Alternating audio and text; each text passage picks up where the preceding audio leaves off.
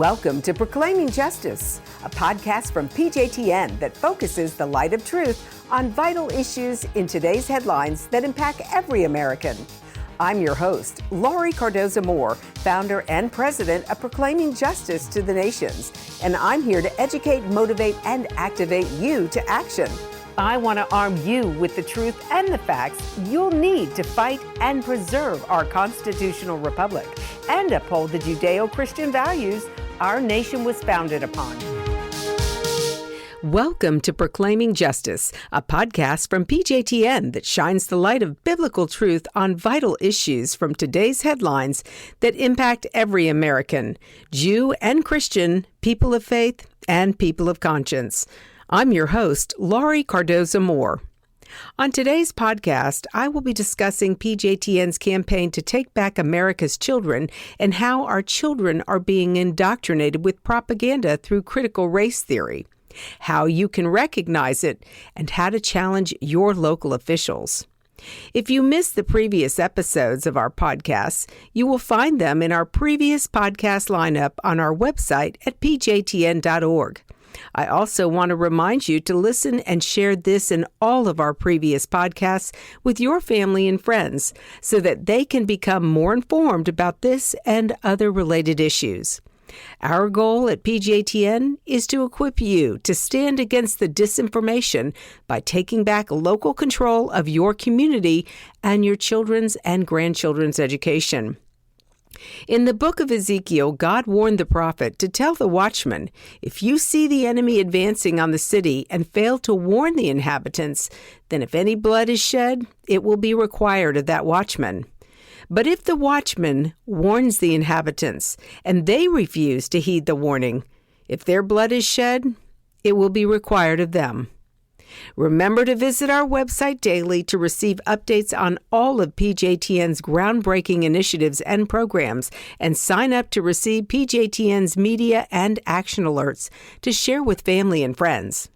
As a PJTN watchman, your action could mean all the difference in the success of our global mission to combat the enemy that is trying to rob our children of their future. So please help me spread this vital information today.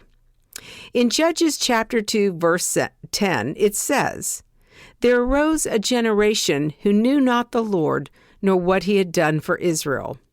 We are also reminded in Joel chapter 1, verse 3, to tell your children about it. Let your children tell their children, and their children another generation. Ladies and gentlemen, that's 3 generations of children that are to be taught about God's covenant with Israel, and unfortunately, we have failed miserably. So what can we do to take back local control of our community? What are some actions that must be taken? Today, we are going to discuss critical race theory, how you can recognize it, and how to challenge teachers, school board members, and legislators with just some simple, common sense questions that we should all be asking. Ladies and gentlemen, I am so grateful to have you on our show today, and I know that this is an issue. Critical race theory is a major issue that we are all facing across this country. Many of you have heard the stories, you've read the articles. We hear about teachers who are going to defy the states that have passed laws banning critical race theory, threatening the governing authorities that they will not comply, that they will teach about racism. It's interesting how they change the whole narrative. They make it sound like we're teaching about racism. Ladies and gentlemen, let's just be very clear. We have always taught about racism in our schools, especially in the last 30, 40 years. And unfortunately, we have been told that because we are a systemically racist country, we remember when Barack Hussein Obama went on his apology tour, and he went to Egypt and he apologized to all the Muslim countries about the United States. How dare he? We were not the ones that attacked the Twin Towers. on 9/11. We were attacked by terrorists from Islamic countries. And unfortunately, that what President Obama did set the stage for where we are today. And recently, especially here in Tennessee, and of course in Florida as well, we have two governors. We have Governor DeSantis and Bill Lee, who passed laws banning critical race theory. No teacher can teach it in their schools. And so, ironically, you all know that I serve on the Tennessee Textbook and Instructional Materials Quality Commission, and I have been inundated with examples of wit and wisdom curriculum that has critical race theory laced throughout it. So how do we determine if something falls under the category of critical race theory? And this is going to be very important for you as parents, because as you are taking your children back to school, some of you, as you hear this, your children are probably already back in the classroom. But one of the things that you need to do, and of course you were more engaged because of the whole COVID crisis. We were at home. We had our children at home. We were homeschooling them and trying to keep up with the lesson plans by the school that our children were attending. But many, many parents were awakened to the propaganda and the indoctrination that was being peddled to our children. And when the parents started to see the content of what their kids were learning, I don't think that the education establishment and the globalists who are running our government and even within our state governments, I don't think that they were prepared that parents were going to respond or react to in the way that they did to the curriculum that their children were being introduced to. We had parents who were sent home waivers that they had to sign, agreeing that they would not sit in on their child's classroom or their child in the virtual classroom where the child was located, whether it was at the kitchen table in their house or whether it was in the child's bedroom. They kept it secret. The educators and our schools wanted our children to stay encased in a private area. They didn't want parents to see. They didn't want parents to hear. They used the excuse, oh, well, we have to protect the privacy of the other students in the class. Well, what in the world are the other students in the class going to talk about that would invade their privacy and expose something to the other children? My gosh, we're teaching our children how to read. We're teaching them how to write, how to add, how to subtract. We're teaching them science. We're teaching them history. So what in all of that is so secretive? Why do we have to guard our children and we have to protect the other children in the classroom? There shouldn't be anything discussed other than the topic of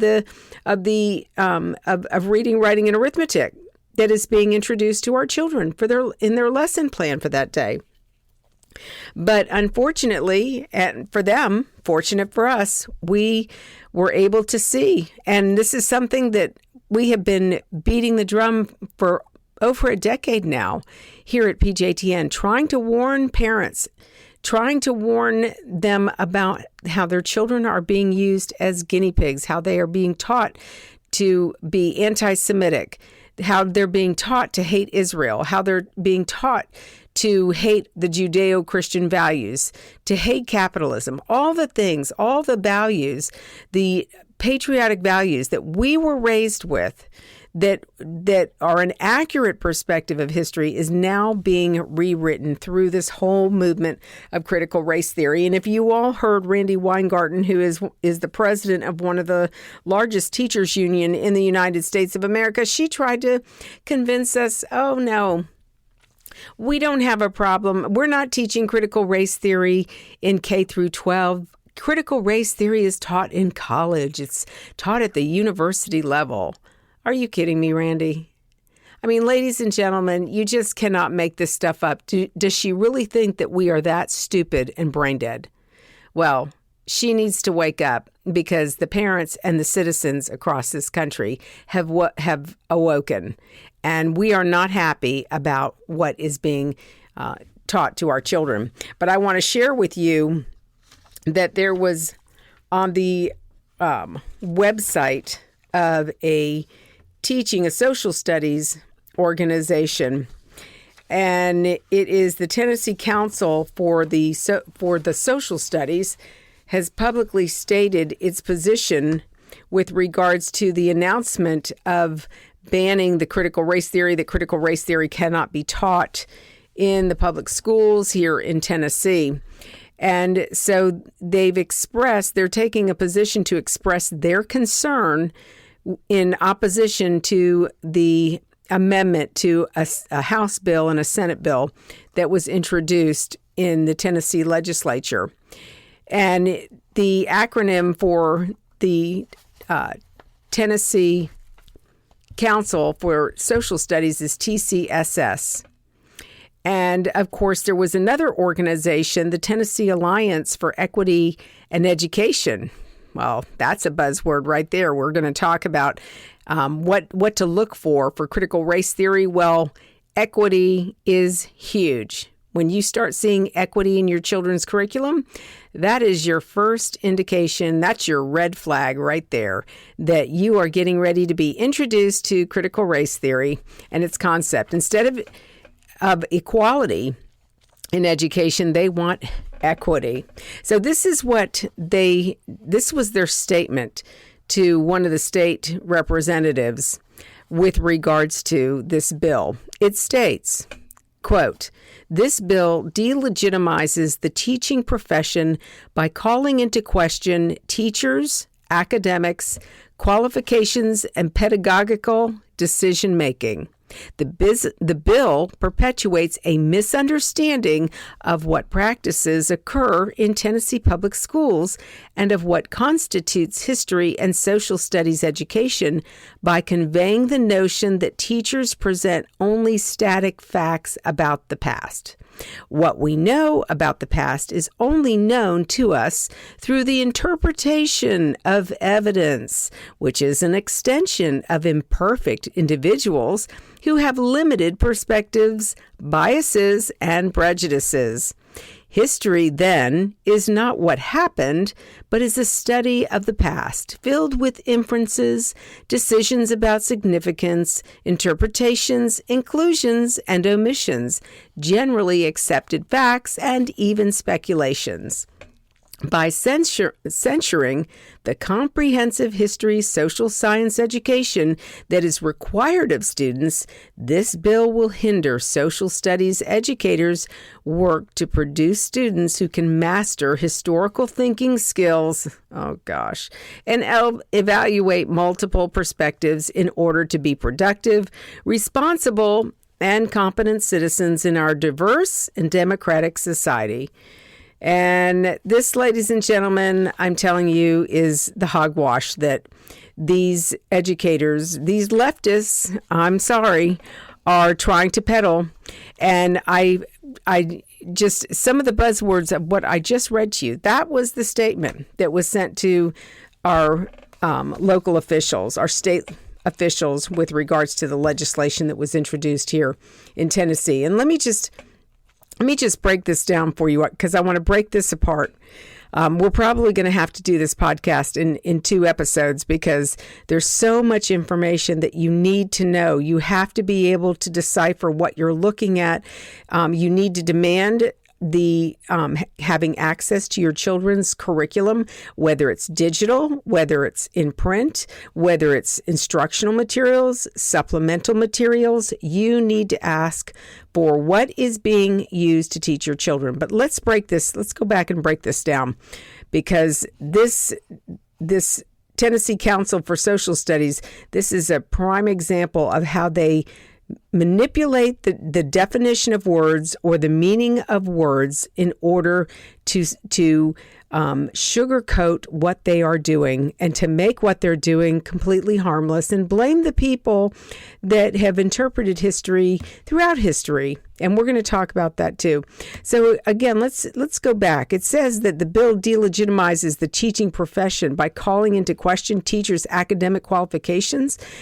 ladies and gentlemen, the bill has nothing to do with with calling into question teachers' academic qualifications or the pedagogical decision making. This has to do with what information is given to the children. It needs to be accurate. In Tennessee, and we're working on getting this law passed in several other states. Florida has this law as well. But in Florida and Tennessee, textbooks, instructional materials must be historically accurate. This is the law. It must be unbiased, and it must reflect the values of the community and the state and U.S. constitutions. Well, how do we know that it reflects the values of the U.S. state or the U.S. and state constitutions? Well, we know because we can read the original source documents. This statement goes on to say the bill perpetuates a misunderstanding of what practices occur in Tennessee public schools and of what constitutes history and social studies education by conveying the notion that teachers present only static facts about the past. Well, it's not just the static facts. It's not just the dates, the times, the places, the people that were involved. This statement goes on to say what we know about the past is only known to us through the interpretation of evidence. The interpretation of evidence? How about if we just read the Declaration of Independence? This is why, ladies and gentlemen, I am so insistent about using original source documents. Many of you know that we were involved in helping to draft civic standards for the state of Florida. Within those civic standards, we repeated over and over that the teachers had to use original source documents to teach our children. That way, the teachers can't put their spin or their interpretation. And one of the other things that we required in that is that we teach the children about the Judeo-Christian values of our founding fathers, the framers of the Constitution. Why? Because if we teach them about the value systems and the belief systems of the framers, they will have a basis point in which to understand why the documents were drafted the way they were. But of course, we saw in Florida, we almost didn't get our Judeo-Christian values and Hebrew Bible included in the standards. This is now required in the state of Florida. In order to be able to interpret the Articles of Confederation, all of the founding documents, the only way we can interpret them is by understanding the interpretation of the day is by understanding who the framers were. What was their background? What was their belief system? Those all came into play as they drafted these important documents that our constitutional republic is built upon. And for this statement, for them to put this statement, this just goes to show you how they try to wiggle through and they blame it on interpretation. We don't want anybody to be confused about what our framers meant when they drafted our Constitution.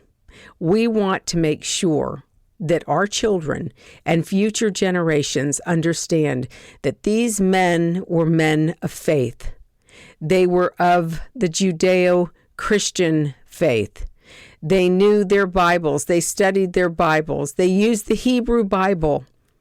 This was important to these framers because their faith was important to them.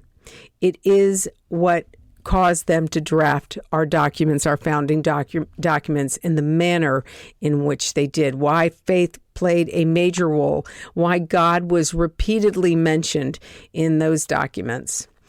This statement goes on to say, history then is not what happened, but is a study of the past, filled with inferences. Hear that word? Inference. Oh, of course. So history is not what really happened, ladies and gentlemen. This is what the Tennessee Council for Social Studies is trying to tell us. That history is not what happened, but is a study of the past filled with inferences, decisions about significance, interpretations, inclusions and omissions, generally accepted facts, and even speculations. Now, some of this I agree with, but not from the interpretation that this person is coming from.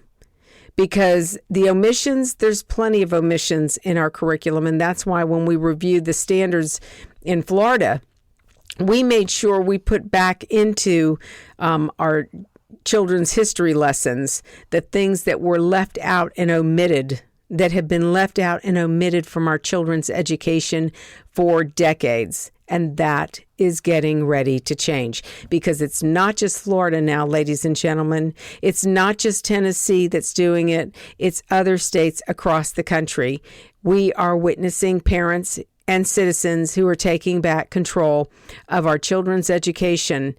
And whether you have a child, and you're listening to this podcast, whether you have a child in the system or not, that's beside the point. You probably have a grandchild. And even if you don't have a grandchild or a great-grandchild, you pay taxes. And your tax dollars go to fund this garbage. They can either go to fund the continuing this great constitutional republic, or those funds can go to tearing it down. And we cannot stand by as patriots, as Americans, and tolerate this. Jews and Christians, this should be Republican and Democrat. This should not be a one-party issue. Democrats should care just as much as Republicans care about this constitutional republic and maintaining our freedoms. I want to just close with this statement, this final statement, again, by the Tennessee Council for the Social Studies. It says, by censuring the comprehensive history, social science education that is required of students, this bill will hinder social studies educators' work to produce students who can master historical thinking skills. Historical thinking skills. Why don't we just master history? The evidence, the historical evidence that this country was founded upon and what has happened throughout our 245 years of being a nation. Thinking skills it's like using, because for so long they've been trying to convince us with Common Core that we're teaching our kids good critical thinking skills. Now we're taking over our history. These people are taking over the history of the United States. They're rewriting the history to fit their narrative and accuse past writers, publishers of creating curriculum that was not accurate. There were interpretations, there were inferences made by certain people. How can we really know what our founders meant when they drafted the Constitution? Again, ladies and gentlemen, we know because we study the people. We study the makeup. We read the documents of what they wrote, what was drafted, what the conversations were, what was important to them. And that's why we have this constitutional republic, and that's why it is worth us defending it, ladies and gentlemen. So that's just a little lesson on what we are seeing with regards to how history revisionists are trying to rewrite American history.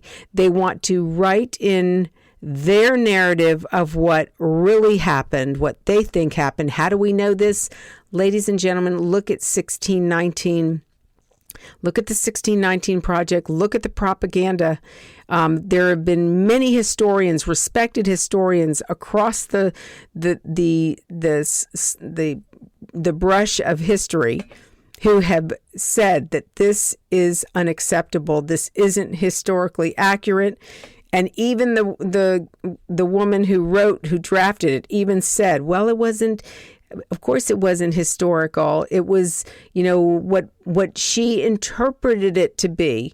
And this is what these people want to do with our children's history.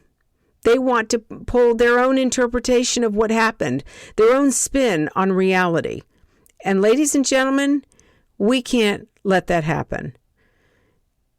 We have to stand on truth, and we have to be willing to defend it for the future of our children and our grandchildren and our great-grandchildren. 3 generations, just like I read to you the scripture, are counting on us to do the right thing today.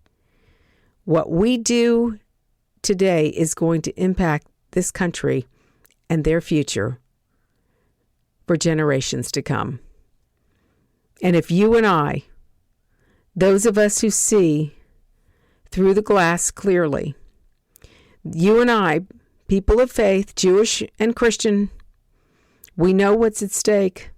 This is a battle between good and evil, righteousness and unrighteousness. It is a battle for the soul of this country, and we are the generation that God has chosen to fight it. But we can't do it alone. We need God Almighty Himself. We need to pray. We need to encourage one another. We need to speak to our family members, our friends. We don't have a choice, ladies and gentlemen. Now is not the time to go back to sleep, to roll over and hope that when you wake up, it'll all be over. This has fallen to our watch. And as I mentioned earlier about Ezekiel, I remind you once again that when the watchman, and this is required by God in the book of Ezekiel, He told the prophet, when you see the watchman advancing, and the watchman must warn the inhabitants of the city to prepare because the enemy is coming, so that the people of the city will be prepared to confront the enemy. But if the watchman chooses not to warn the inhabitants, and the inhabitants lose their lives, then the watchman, every life that is lost, will be required of that watchman. God will hold that watchman responsible for all those lives. Ladies and gentlemen, we are watchmen on the wall at PJTN. We see the enemy advancing. We are sounding the alarm in every county, in every state across this country. We are warning the inhabitants that they must rise up. It has come to us. So, ladies and gentlemen, you've heard the biblical truth. As PJTN Watchmen, we have a biblical mandate to warn our brethren about these truths. God will judge us for standing by. As the world, even Christian leaders, Jewish leaders, men and women of faith, we cannot remain silent. You can sound the alarm, and you can warn others in your community by sharing this podcast with your family and friends. Next week, we're going to talk about the specifics of critical race theory. Again, we're going to review what critical race theory is, the examples like equity. We're going to talk about other examples for you to be looking for, and we're going to talk about what's happening in school districts across this country that PJTN has been working in to show you examples so that you can be paying attention. Because for those of you who have their children in the public school system, or your grandchildren or great-grandchildren are in the public school system, you must be alert.